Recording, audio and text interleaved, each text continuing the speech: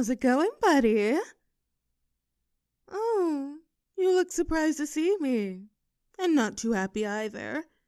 You're hurting my feelings. What? Are you expecting someone else? I can't imagine why. Not like you have any friends.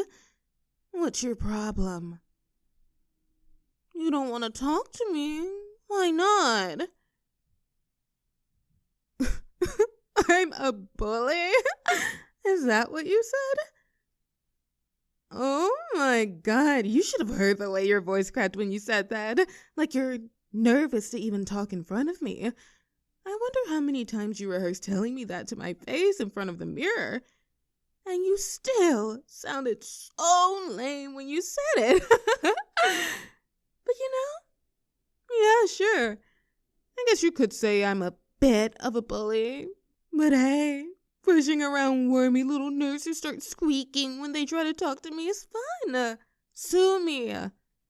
Anyway, move aside. Let me in. Your bully has to talk to you.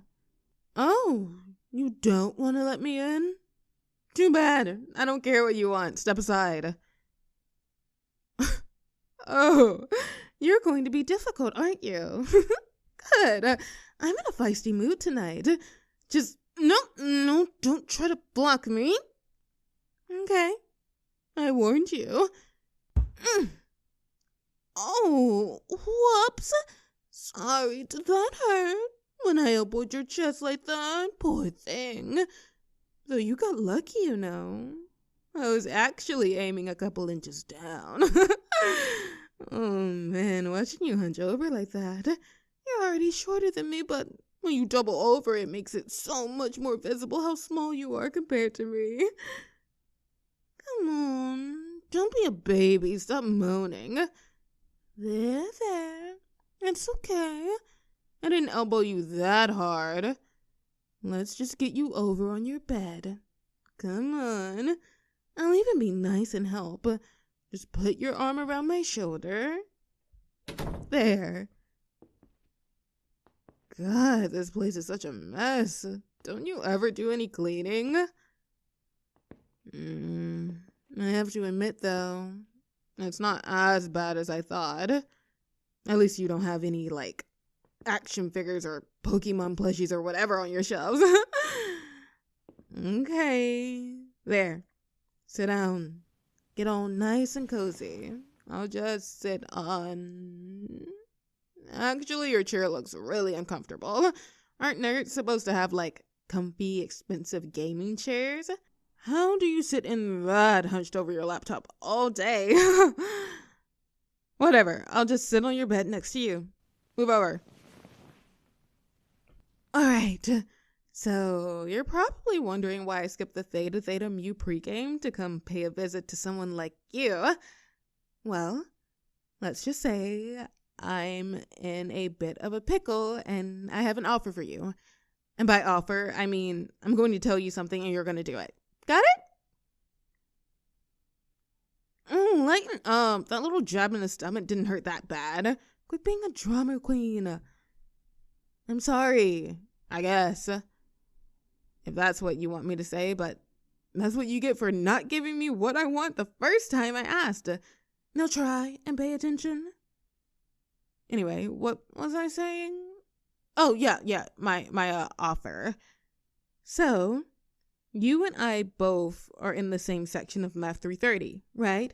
Referential equations or whatever, right? With that weird nasal professor with the fake pearl necklace. Yeah, I meant differential equations, whatever, no one cares, but you're in it, right? You raised your hand and answered one of those questions on the first day, right? Wasn't that you? I knew it! You always sound so eager. You're such a little teacher's pet. Most people grow out of that after high school, you know? Anyways, here's the deal. I was trying to do the review packet Miss Fake Pearls handed out on the first day, and it's not going so hot. I don't know half of this stuff.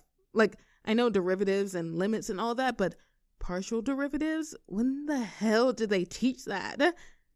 And that's a problem for me because I just got called in to talk to my advisor a couple days ago, and he was like, your GPA is in a bad spot. If you don't get a 3.3 average this semester, your scholarship is going to be at risk and you might be ineligible for extracurriculars, blah, blah, blah, blah, blah. Man, he droned on and on. He was such a dick about it, but he's right. And it's not just this class. To be honest, I'm in this professional writing class and the syllabus assigns like an essay practically every other week. Chemistry has all these labs. There's so much stress they want me to do. Just because the professors don't have lives doesn't mean I don't. Bottom line is, I really need good grades this semester or I'm going to get screwed pretty hard, and not in the fun way. That's where you come in. See, you're perfect for this since, unlike me, you actually don't have a life. So, you're gonna help me do all my work. Yeah, I know. Just shut up for a second, okay? Because I figured you might not be psyched about that idea, but you're doing it. And I think I have something that might make it worth your while. Look, I'm not an airhead. I may not be a nerd like you, but I'm not dumb. Trust me, dumb girls do not survive in the circles I run in. So don't think I'm too oblivious to know that, even though you're scared of me, you still have a pretty major crush on me. Yeah, save the stuttering. You're not fooling anyone. I see the way you look at me and talk to me. How you get all anxious and start fidgeting when you catch my eye. Don't tell me that's just you being uncomfortable. I know what it looks like when someone's into me. Because, not to brag or anything, but I get that a lot. Admitted. Baby? There's that voice crack again. You're actually kind of cute in your own goofy way. Especially when you get all shy and start squirming like that. Oh, what was that?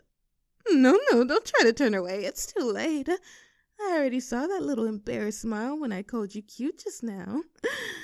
Do you like that? Bet you never thought your bully would call you that, huh?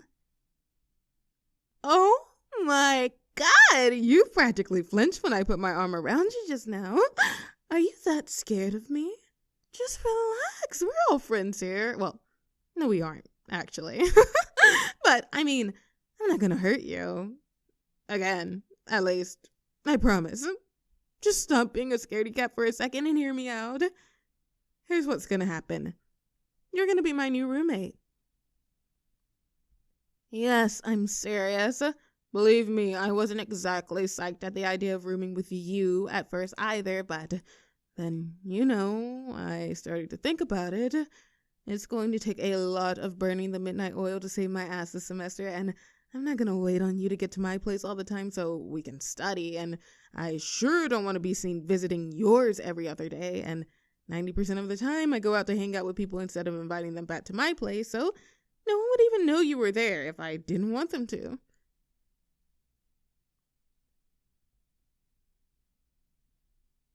So that's one thing.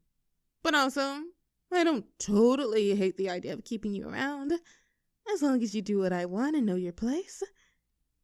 I mean, hey, take this as a compliment if you want, but I have more fun pushing your buttons sometimes than I do hanging out with some of the annoying people around me. Now let's be clear. I'm not saying we should be study buddies or friends or whatever.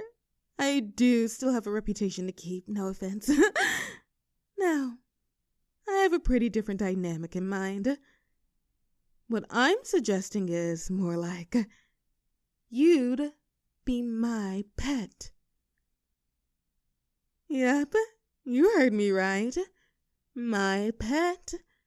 You're going to be my pet, and I'm going to be your owner. What that means is, as long as you stay with me, you're going to do exactly what I say. All my homework and exam prep and whatever else I need. You're going to be my little trained circus animal and help me do it. And in exchange, if you do a really good job, I'll give you a little of that attention I know you crave. Oh, don't play dumb, buddy. You suck at it. I saw how you trembled when I put my arm around you, and I saw that shy smile you tried to hide when I called you cute. That's not the first time you reacted like that. All the times I condescendingly patted you on the head or dragged you by the shirt collar, don't think I didn't notice you get all flustered. You didn't always try that hard to resist either. You like the idea of being my pet, don't you? Maybe. Just maybe. Well, if you're so unsure, I can always get up and walk out. Yeah, that's what I thought. Good. Because between you and me, and if you tell anyone this, you're gonna wish you were dead, by the way. You're one of the smarter people I know, sure, but that's not the only reason I came to you. The other reason is I kinda like the idea of you being my pet, too. Something about it gets me going. Especially the way you get worked up when I tease you these days. How you're starting to fight back a little. I mean, you never would have told me off like you did when I was at the door earlier. It's got me thinking how fun it would be to put you back in your place. And that would take getting a little more hands-on. Telling you what to do, leading you around, giving you commands. But it wouldn't be all bad for you. Far from it. Part of being a pet is getting tossed a treat if you're good. Oh? Did I see your eyes widen when I said treat? You're so easy. Yeah. I wasn't sure before I got here, but seeing that look in your eyes, I'm sure now. You're doing this. I always wanted an obedient puppy of my own growing up. I didn't think that puppy would help with my homework instead of eating it, but I'll take it. I bet you're probably wondering what exactly I mean by giving you a treat, but you're too scared to ask, aren't you? Well, I did learn one thing at least from 12 credits of useless mandatory English class. Show, don't tell. Just let me lay you down. That's it. Let me ease you back. I'll do all the work. I lead. You follow. Remember that. Picture yourself in my room, say a month from now. The two of us just got done drilling flashcards full of isomers and polymers and whatever-mers for Kim last night. And I aced this morning's quiz, all thanks to my good little pet's help. Now I've decided my pet deserves a reward. Was that a gulp you just made, or was it a whine? Don't be shy. It's natural for a pet to like it when their owner calls them good, isn't it? Anyway, I start off by wrapping my arms around my pet just like this. That's it. Just relax. Don't struggle. I'm just giving you a hug. There's no way even a big bad bully like me can make a hug hurt, is there? There. Now we both lay down and maybe I stroke your hair a little while my other hand just rubs your side up and down, just like that. Oh my, look at those trembling hands. You're enjoying this more than you thought you would, aren't you? You know, for a while I thought my favorite little nerd was too interested in equations and persuasive essays to have time for girls. Not that they have a lot of time for you anyway, right? Well, this girl has plenty of time for you if you're a good pet. Oh, so it was a whine. And not the annoying kind you usually make. Let's see if we can get a couple more of those. I like them. Maybe I'll move my hand a little lower down your back. Maybe put my head right next to yours so I can whisper right next to your ear. That's it. Just lean into me. Nuzzle close. But let's get one thing straight. Did that surprise you? You didn't expect me to put my hand around your neck? Don't worry. I won't squeeze too hard. I just want to make sure we're clear. I may be cuddling you, but I'm not your girlfriend. I'm your owner, and you're my pet, and that means you do what I say. Isn't that right? Good, pet. You're learning so well. You have a pretty neck.